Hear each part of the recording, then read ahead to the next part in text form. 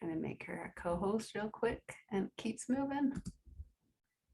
I'll have to do it in a minute.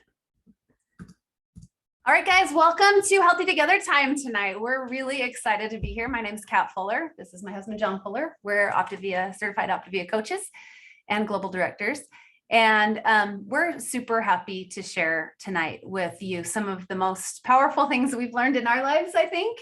As far as we're talking about, and I'm just going to get rocking right into this beautiful picture of an iceberg, right? Like, what kind of emotions do you have when you see an iceberg? I mean, have any of you ever seen them out in real life? Like I was going through thinking about all these beautiful icebergs that I'm going to show you several. There's this one. Oh my gosh, look how pretty they are. I've never seen one I don't think I've ever seen one in real life. I've never been out in the ocean or in the Arctic during the time where icebergs are out there floating around. But one thing about icebergs, I'm going to share a few little random knowledge of icebergs for you. Some are huge, some are as big as a state, some are as small as a car. When they're little, they're called growlers. I know you guys care about this stuff, it's important to me. And then when they're a little bit bigger than growlers, then they're called burgie bits. Like a car sized one would be like a burgie bit. I think that's kind of cute. They get small, and then they're called small iceberg, large iceberg, depending on their size. So kind of interesting, right? So they all float. They're lighter than the seawater, which is kind of cool to think about. And they'll float around until they melt. Some of them have as much as 90% of their area underneath the water. And you've probably seen icebergs. There's a kayak. Someone said in the chat they wanted a kayak and see icebergs. There it is for you. There's that picture for your vision board. I think it's beautiful. Icebergs are as unique as snowflakes. So beautiful, right? Look at that one and the underneath. Look how beautiful that is. I love these pictures and I wanted to share with you some icebergs and get your minds thinking about icebergs. You have seen some of these things before. Icebergs are used to talk about someone successful. And this is all the stuff that you don't see that they're doing that goes into it, right? How about how we show up in the world? Our behavior is on the surface, but underneath is all of the things that make up what our capability, our beliefs, our values, our identity, our purpose, right? That can be an iceberg. I love this one. This is hidden emotions. So when anger is present and you see anger often, I'm sure, and some of you maybe more often than you want to, but where there's anger, there's always pain underneath. Eckhart Tolle said that. And I often think there's not just pain, there's a lot of other emotions. And I love this diagram with the iceberg of overwhelm, nervous, hurt, embarrassed, traumatized, insecure, exhausted. So really people are presenting anger and that's what you see, but you don't really know what emotions they're feeling. And oftentimes we don't even know what our emotions are that we're truly feeling. And sometimes we just feel angry and really we're hurt or we're insecure or we're just exhausted. Okay. So we're going to go into the life book a little bit today. And I don't know where you are in your journey, but we can talk about any of the elements at any time and healthy together time. And today I kind of wanted to just briefly share kind of the first 4 elements and just kind of talk about, in one, we learned how to be clear on why we're here. We put together our why. In element 2, we talked about what we want to create. In element 3, you learned about habit loops and how to create what you want. So element 4, the next element, right after getting clear why you're here, knowing what you want to create and knowing how to create what you want, we're talking about mindset. And building a healthy mindset is one of the most critical pieces in our journey. And I want to share something from the life book with you that Dr. A wrote. You have now acquired some powerful tools contained within the Habits of Health transformational system. They're designed to help you learn and install your new behaviors. Hopefully, you now understand that real change isn't just possible, it's inevitable. That is, if you're willing to become a student of the creative process and put the time in to make the necessary changes to install the habits of health. In order to overcome and move past your current behaviors and tendencies and make your way health and well-being sustainable, we need to add element 4, building a healthy mindset. Dr. A's goal for us is to become the dominant force in our lives. And when he says that, he's serious. He's not joking. He said, when you have internal stability and external equilibrium, each day of your life will become all hell magical. You will possess a habit that most have never even thought about. So today, as we dive into icebergs a little bit, I want you to think about how this affects your mindset. And we're going to teach you some principles and concepts and some new stuff, and you might get a little bit uncomfortable. I hope you do, because that means you're growing. So we all have hidden icebergs. Every single one of us have parts of us that people don't know, people don't see. We have unconscious commitments, which we're going to talk a little bit more about later specifically. But just kind of an overview is these are things that we don't know that we're necessarily committed to, okay? We have stories that we tell ourselves that might be part of the underlying structure of our icebergs. And the unknown, right? Just, I don't know. I don't know what I don't know. Do you know what you don't know? I don't know what I don't know. Clearly, I don't know a lot of things. I want to introduce you to my friend, Jen. Now, Jen and I have been friends a long time, so we had to throw in a picture from the good old days. This is when we were caving. We were spelunking in a cave that is now no longer open. And it was kind of like an iceberg. Caves can be like icebergs. They can be really they're really deceptive, and they can be way bigger than you realize. And you don't realize how it's crazy. So Jen and I had some fun. This is my friend Jen Peterson and her beautiful family. And I'm going to have Jen share some things about her hidden icebergs. Hey guys, thanks Kat for introducing me. Fun times back in the day. So yeah, I love the things that are being said so far tonight. And as I've been thinking about some of the things that I have been committed to along my journey, I've been a client for a little over 3 years and coaching for almost 3. And I have noticed, and especially when I first got started, I realized that I had a couple of things I was committed to. Number one, I was committed, kind of unconsciously committed to the fact that I already knew what to do. So when I very first got started, I actually only lasted 4 days, you guys. So, and then I came back another year or so later. So I was committed to the fact that I already knew what to do. And the other commitment I realized I was struggling with was that I didn't want anyone to know that I was trying to get healthy and lose a little bit of weight. And so I kind of hid my bars and I would hide and eat them. And so I had all these weird things that I just felt like these little unconscious commitments that I had to myself that I was doing. And so the other unconscious commitment that I had is I have Epstein-Barr virus. And so I have always had to take a power nap. And I was committed to the fact that I would always have to take a power nap if I wanted to have energy during the day. So all of these things were part of that. And I began to realize once I really gave the program a shot, that those things were just not the case for me. I didn't know everything, shocker, right? And then also, I had always been known as the healthy one. Well, I had made some decisions that were causing me to be unhealthy. And the fact that I needed to take a power nap every day was not my Epstein-Barr. It was the way I was eating and living my life. So those are some of the unconscious commitments that I had. Some of my hidden icebergs. I've been thinking about this today. And as I was talking to Kat, I told her something that happened last night. And I was like, I am not going to share that. But I've decided throughout the day that I am going to share it. And the reason for that is Kat just mentioned at the beginning that sometimes we have to get uncomfortable, right? And so this makes me uncomfortable to even share, but I think that as I share, there will be many of you that can relate and realize that we all have these hidden icebergs. Like Kat said, we all have them in whatever aspect. So I'm a coach, and I met my goal a couple of years ago or so. And so I've been able to stay pretty healthy for the most part as I've continued to be a client and coach. Well, last night I found myself, we all have hard things going on, some really hard, some a little bit hard.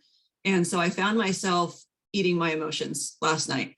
And if you haven't heard of fact versus story, stick around for long enough, few weeks, months, you'll eventually hear about fact versus story. But the fact was I was eating some foods that were not serving my health.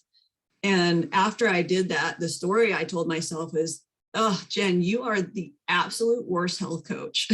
Like, how can you go coaching people and telling them to not eat their emotions when you're eating your emotions? And so those are the stories I started to tell myself last night. And I thought, oh, get with it, Jen, do all the things you tell the people to do. And I didn't last night. I just gave in to all of it. So what I've begun to realize is sometimes we as coaches put ourselves on this unreasonable pedestal, as well as I think we look to our coaches as like maybe they have it all figured out and they're doing things perfectly, as well as you might look at other clients that are, just doing great. And you think, how come I can't be like them? And what we don't see is what is underneath, right? Those hidden icebergs, what they're going through, their failures, their struggles, their everything that they're going through. And what we need to realize is that we're all going through those things, that we are all part of a journey and we need each other. And so that's what I began to realize. And also learning from those things. What I learned from last night is that it's hard, but it's doable. And I woke up this morning going, I am going to be better today. And that's what we need to do, is just recommit each day and know that we're okay. We're totally okay. And these hidden icebergs are the things that if we take the time, we will grow from them and have greater success. So I hope that can help someone as you go along and just realize that you're not alone. Plug into this community of people, because that's the magic sauce. One of the magic sauces, I should say, of this program is the community. And just plugging into them. So thanks for letting me share. Oh my gosh, Jen, thank you so much. And I love when people come on these kind of webinars and share from their hearts and the real stuff. And I didn't know what you were going to share for sure. If you were going to have the courage to, it's not a confession. None of us are priests. None of us are like the food police or anything, but it's so real. You guys, I love this image of, we see someone, we think they're perfect, and maybe they've had binging days or bad sleep or all these things that you see on the screen, not exercising, negative attitude, fixed mindset. Maybe they buffer their emotions with all kinds of different ways. But the difference between these people and the ones that stick around is these people are doing the work. Like Jen said, waking up the next day and saying, I'm going to be better. Yesterday is over. Today's a new day. And how can I show up as my best self? I love that, Jen. Thank you. I also love this quote. It's so true. Successful leaders are like icebergs. When you look at one, you see about 10% of it and the rest of it's hidden under the water. When you look at successful people, you only see a fraction of their lives. You see the part that looks good, but there's a lot that remains hidden that's neither exciting nor glamorous. You guys, the work can get really messy, and that's okay. I want to share something that has really helped open my eyes, and that's this word, awareness. A lot of times I think we draw lines. And like Jen brought up, fact versus story, another thing you'll hear a lot in our community is the line and living above or below the line. And yes, I prefer how I feel above the line, but below the line isn't necessarily bad. And just like with the iceberg, the part that you see isn't better or worse than the part under the water. Unconscious doesn't always mean bad. You guys drive cars as an unconscious competence all the time. Like, you're not thinking, it's a habit to you, right? Some of you might get dressed before you leave the house. That might be an unconscious habit. It's probably a healthy one, right? So but the awareness is the key. When we want to change something, that's the first step. So we are going to take some more time here together and learn from our unconscious commitments and then shift if we want to. And our next guest is the beautiful Tammy Ramsey. And this is she's family to me. I don't know how we're related, but we're family. I love this girl. She's amazing. And I wouldn't know her if it weren't for Optavia. So I'm so grateful for her. Tammy, do you want to share your story with us? Okay, great. Thank you so much. And yes, we are family, like long time too. I've been on the program for 7.5 years and a coach for 7 years. And I want to tell you, for 6 years, I rocked this and felt fabulous, did all the things. And then I had a back injury, and life happens. And all of a sudden, I had a hidden concept that I wasn't aware that I had. I just knew that I was struggling and that I was judging myself, just like Jen did. Like, how can I be a health coach if I can't get my act together and I can't eat healthy and I can't do the things that I need to do? Overall, I was eating healthy, and I would try to be like, I'm going to give myself grace, and it's okay that I wasn't perfect, because that's what we got to do too, is to give ourselves grace and to understand that we are human and that things come up. But something hit me during this last challenge that we did. And we've talked about the hidden icebergs before. I've been to many trainings that we have dealt with this and taught on this. But for some reason during this challenge, it just really hit me.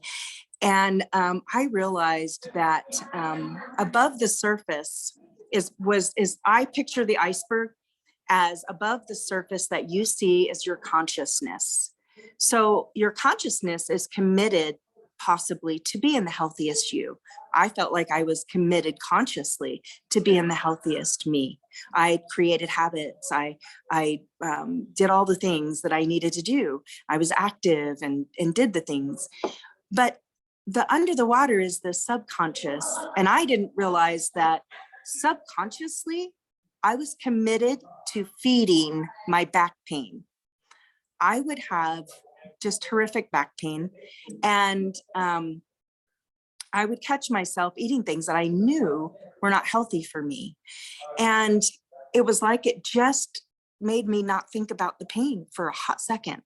It gave me a few minutes of relief in my mind, right? But I didn't realize that's what it was. In my mind, I was just sitting there going, man, why can't I get my act together? I was judging myself. I was judging myself and being hard on myself and beating myself up when I knew better. So we did this thing, and I'd like you guys all to just ask yourself, because I think that we have to ask ourselves the question to know the answer. We have to ask ourselves, what is our hidden commitment? What are we subconsciously committed to that we're even unaware with? And how you do that is look at where you are and look at what your goal is. And what things have you been doing to reach your goal? Or what things have you been doing to sabotage yourself in that goal? Because the sabotaging is what you are subconsciously committed to. And like I said, for me, I was subconsciously committed to feeding my pain. And when I said that out loud, it became this reality to me that, oh my gosh, that is what I have been doing. And so then I was able to refocus and kind of align my consciousness with my subconscious. And I stated to myself, I am now committed to eating healthy. I am committed to easing my pain through resting when I need to and doing my yoga daily, which I need to do, and just taking better care of myself in a physical manner. And so once I said those commitments out loud, all of a sudden everything hit. I had put on about 12 pounds, to be honest, over the past year with my back issues. And I've now lost 6 in just 2 weeks because I've been doing the things that I needed to do. And I am, where I need to be with my mind. Because this is one thing I believe truly is where our mind goes, our body flows. So we have to be right here, our conscious and our subconscious has to align with us in order to be able to be successful in anything we do with life, whether it's our health, healthy body, healthy mindset, healthy finances, whatever it is that you have goals, you have to have that alignment. So that's kind of my story that I wanted to share. And just to know that we are not perfect. This is a journey for all of us. We are all on a different journey. We all have different concepts. We all have different things hidden under the water in those different thoughts. And we definitely need to just quit telling ourselves stories and tell ourselves the stories we want to hear that make ourselves successful. So there you go. Thank you all. My gosh, Tammy, blowing my mind, my friend. Thank you so much for sharing. And thank you for both you and Jen for being willing to be vulnerable and share from your hearts. That's a big piece of our community that I love is people are real with each other. And it isn't always roses, right? But guess what? Life isn't always roses anyway. And as we really gain consciousness and understand what we want, that gives us the power to make the changes in our life. So good. I want to do a little activity with you guys. If you're in a place where you can maybe just think about one of your goals or write one down or say it out loud. You're all on mute. It's okay. Say your goal and then examine underneath the water what that looks like a little bit. And we're going to stop there for a sec, and I'm going to share with you some thoughts about unconscious commitments. So these are the things that we haven't ever really explicitly decided we'd commit to, but at some point we unconsciously committed to doing them. An example might be brushing your teeth before you leave the house. I hope most of us have that. I don't know. But we never explicitly agreed to this rule, but at some point we accepted it as truth and committed to it. Some of our commitments are wise and help us exist in the world, like the one I mentioned earlier, like getting dressed in the morning. Many of our unconscious commitments aren't so harmless. In fact, you probably unconsciously committed to some pretty harmful things about yourself. Maybe you're unconsciously committed to believing that it's too hard to change, or that you're fundamentally unlovable. Most of us are unconsciously committed to feeling comfortable. We're so married to this, we'll do just about anything we can to avoid feeling uncomfortable. We'll eat when we're not hungry. Some people drink until they black out. We spend money we don't have on stuff we don't need. We'll watch Netflix while scrolling our phone at the same time. We'll even go to sleep to avoid ourselves. You've probably never stopped to ask yourself if you want to make these commitments because they're unconscious. And yet you unconsciously accept them. It's important to recognize your unconscious commitments because they're the reason you're having trouble acting on your conscious commitments. So that goal I just had you write down, think about if you've ever broken that. And the next time you notice yourself breaking a conscious commitment, ask yourself, what am I unconsciously committed to that is outweighing my conscious commitment here? Get curious, not judgmental, and take responsibility for your unconscious beliefs and thoughts. I want to give you some time here. We have a few minutes left before we need to wrap up.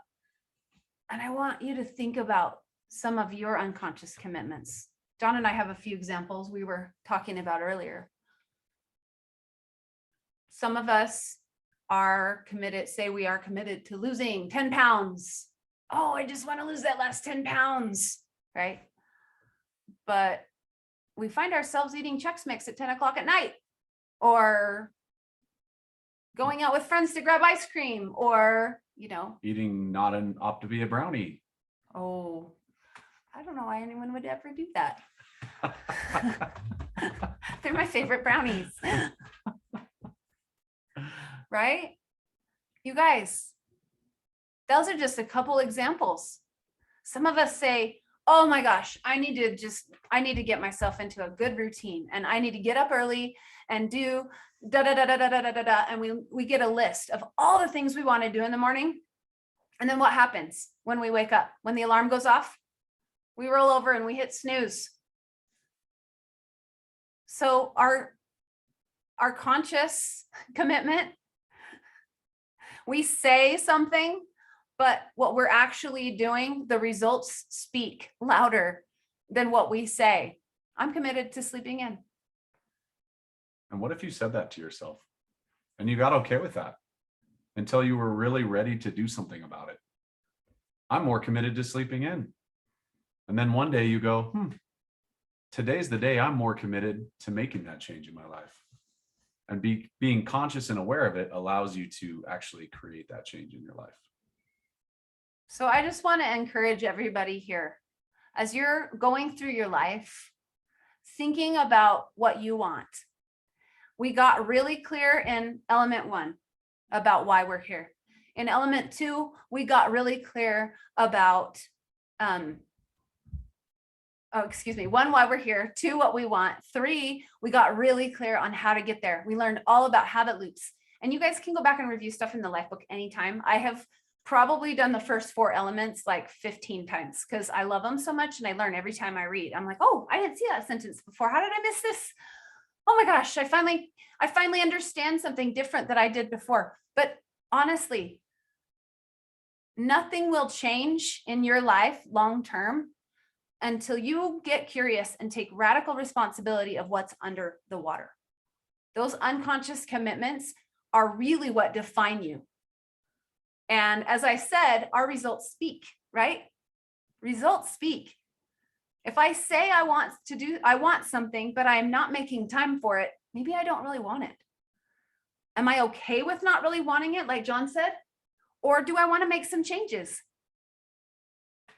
And I just want to encourage you to have these conversations with yourself. Have these conversations with your coach. Have these conversations with your children and your partner. You guys, this is a life-changing principle. Most people don't understand the magic that this creates, like Dr. A said. When we get real and we look inside and change our inner world, the way our outer world shows up is brighter and clearer and more brilliant than you ever imagined. And that's why I picked this picture for this. I love how the sun shines through the ice. And that's our results, right? All the work we've done, it works into this point of beauty where we get to show up in the world how we really want to show up. And that's when synergy happens. That's when this beauty of life really gets amazing, is when we become creators and we create the life we always wanted to live. So I want to just invite you. Oh my gosh, I just realized this is last month's, but it's the same date because it's March 9th. Next week, there's a Health and Hope Night with Dr. A. I grabbed this graphic and didn't look at the date, but it is the same basically, except it's March 9th. So we're going to be at a different Zoom number. And I know that can be hard. So ask your coach for the link. If you don't have it, we're going to have it on Facebook as well. But and then the week after that, we're coming back to this Zoom room for our Healthy Together. There, Amber put the Zoom room in the chat. We're also going to send this out to everybody. But please join us. And we appreciate you being here tonight. We're going to shift gears a little bit. We're going to talk a little bit more about Optavia and kind of coaching and what that might look like for people. So if you can't stick around, that's fine. Feel free to hop off, but we're grateful that you came and shared some time. We're going to go through a few things here, like I said, as we kind of shift gears. People a lot of times ask us, they'll be like, hey, talk to us a little bit about this Optavia. Tell us about it. Well, it's $1 billion brand. We've had over 2 million lives that have been positively affected by Optavia. And in 2020, it was the second fastest growing company in the world per Fortune magazine, which is pretty cool to think about. And as a business, this is the other question.